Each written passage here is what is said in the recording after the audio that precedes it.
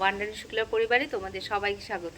যারা আমার regular blog দেখো তাদের জন্য অসংখ্য ধন্যবাদ, অনেক ভালোবাসা, আর বড়রা প্রণাম নিও। জাস্ট গাড়িটা রেখেছি, এই মাত্রই এসেছি। আর খুব সুন্দর মর্নিং, হাওয়া দিচ্ছে, দাঁড়াও তোমাদের দেখাচ্ছি। হাওয়া দিচ্ছে, মেঘলা করেছে একটা মর্নিং।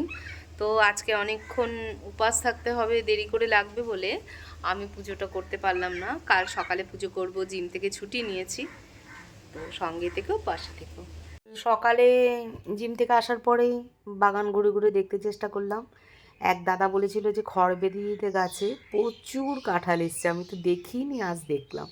এই যে আমাদের পাশের প্রতিবেশী ছোট্ট কিউট বয়, ও আমাকে ডাকছিল, দিয়ে ঘুরে ঘুরে দেখছিলাম যে গাছে বেগুন হয়েছে, পোকা লেগেছে গাছে একরকম মাকড়সা। দেখো বেগুনগুলো খুব ভালো হয়েছে না? বেগুনের তো কম দাম, এরকম নিজের বাড়িতে করলে না ভীষণ ভালোই লাগে। গোলাপগুলো বেশ সুন্দর ফুটেছে, কি সুন্দর গন্ধ। আর এই গোলাপটার ফলনটা কমে গেছে, তো এবার অ্যাস্টারগুলো মানে ফুটে গেছে। ছোটো সোনাকে ভাবছি একদিন তুলে সব দিয়ে আসবো, দিয়ে বাগানটা লেবার দিয়ে পরিষ্কার করে দেব। চলো এবার ঘরে যাই। ও পুদিনা পাতা কেমন হয়েছে?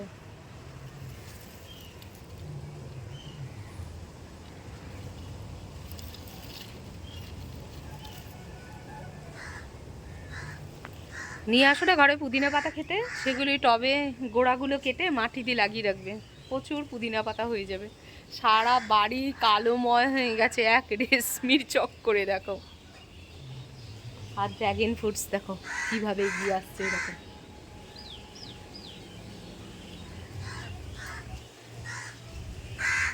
চলো স্নান করব, তারপরে আর শুক্রবার সন্তোষীমার ব্রত করে তারপর যখন খাবো তখন আবার আসবো। বাই। তোমরা নিয়মিত যারা ব্লগ দেখো তারা জানো যে আমি সন্তোষীমা ব্রত করি। তো আজকে শুক্রবার, উপরে চলে এসেছি পুজো দিতে। তো খুব ছোটো থেকেই করি। কপালটা অনেক খারাপ ছিল, খুব কষ্টে একটা জায়গায় আমি এসে দাঁড়িয়েছি। তো কেউ ক্ষতি করলেই যে আমার ক্ষতি হয়ে যাবে এটা না, মায়ের উপর আস্থা রাখি, বলি না যে আমাকে যতটা দিয়েছে তাকে যেন ভগবান ততটাই দেয়। তো চলো নিচে যাই। হয়ে গেছে কফি বানানো, আর ব্রেড টোস্ট করেছি, কোনো চিনি ইউজ করিনি, এটা খাওয়াই যায়। তো আজকে একটু খেয়েই নিই অন্যরকম। চলো খেয়ে আসছি। রান্না করবো, ফ্রিজে গিমা শাক ছিল, দিয়ে বের করে নিয়েছি। আজকে তো একদম পিওর ভেজ না, যেহেতু আমি সন্তোষীমা ব্রত করি। আর এখানে দিয়েছি কি জানো, মানে মুগ ডাল, কাঁচা লঙ্কার আলু সিদ্ধ দিয়েছি। সেই যে কিছু লোক আছে না, এই তুই আজকে বাড়িতে কি রান্না করেছিস? ভাতে ভাতে, মানে চরম ফাঁকিবাজি রান্না। তো যাই হোক, তো এটা সিদ্ধ করে নেব কোনো তেল টেল ছাড়া, একদম এরকমভাবেই। আর আলু সিদ্ধটা একটু ধনিয়া পাতা দিয়ে মেখে নেবো, কাঁচা লঙ্কা ধনিয়া পাতা দিই। আর এখানে পুঁই শাক কুমড়োর একটা ঘ্যাট, মানে দাসের বিশ্বাস করো, যদি মটানো ফেলে দেওয়া ওর সামনে দেওয়া হয়, দাসের এই পুঁই কুমড়ার ঘ্যাট ওর খুব পছন্দ। আর আজকে না কুমড়ো ভাজবো, দেখলাম কুমড়োটা দুদিন আগে উচ্ছা কুমড়ো ভেজেছিলাম, কুমড়োটা খুব মিষ্টি, তাই জন্য আমি কুমড়োটা ভাজবো। ব্যাস এতটুকুই আজকে রান্না করব। রান্নাটা আমি ঝটপট করিনি, দেখো পিছনে আরও বাজার এনেছে, সেগুলো রাখবো। তো আবার আসবো, কমপ্লিট করে নি রান্নাটা। আজকে আর কিছুই নিরামিষ খাবার তোমাদের সাথে কি শেয়ার করব। তো চলো রান্নাটা তাড়াতাড়ি করে নিয়ে, দাস চলে আসবে, আর একটা সমস্যা হবে, কুকুরে ভাত রাঁধতে হবে, তাদের খেতে দিতে হবে। তো দাঁড়াও আসছি। রান্না করে নিয়েছি কুমড়ো ভাজা, আর 3টে কিমা শাকের বড়া করেছি, কারণ দাস দিদা খেতে চায় না, ওর একটা আমার দুটো। আর এখানে দেখো কাঁচা মুগ ডাল যতটাই বেশি পেটের জন্য উপকারী, ভেজে মুগ ডালটা রান্না করে ততটাই বেশি অপকারী।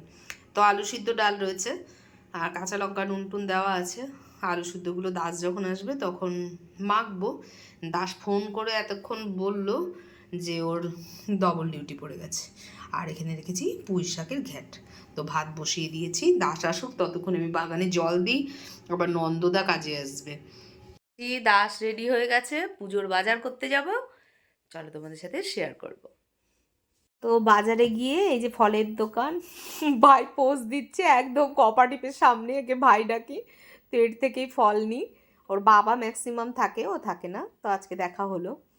তো যাই হোক, অনেকেই একে চেনে।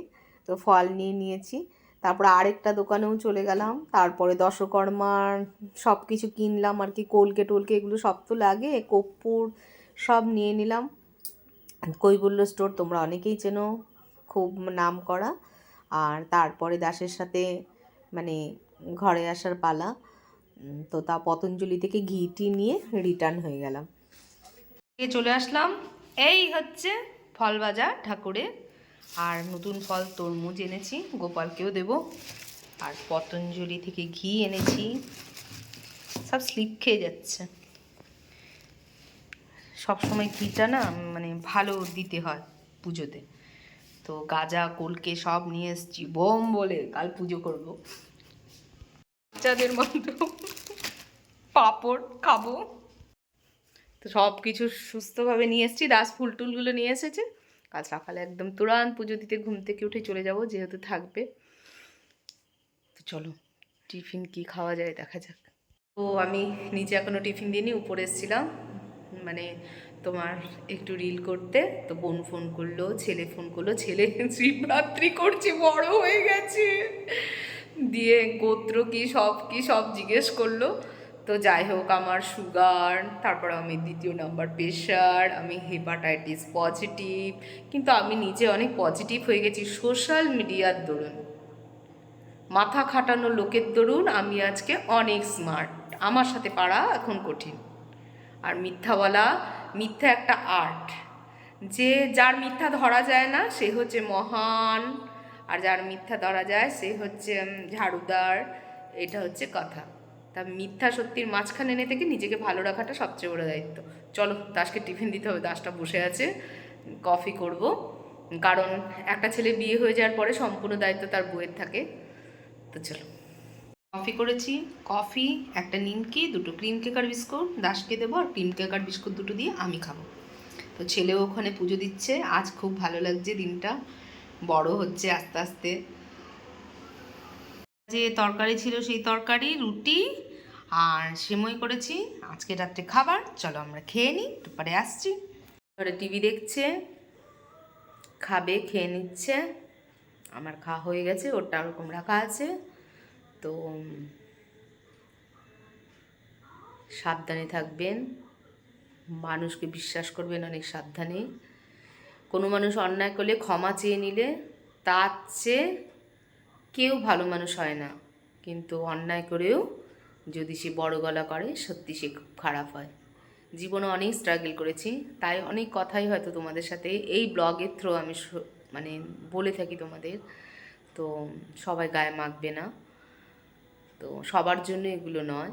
আমি যা মোটামুটি যা দেখেছি, যেভাবে সাফার করেছি, সেগুলোই তোমাদের বলি। তো শুভরাত্রি।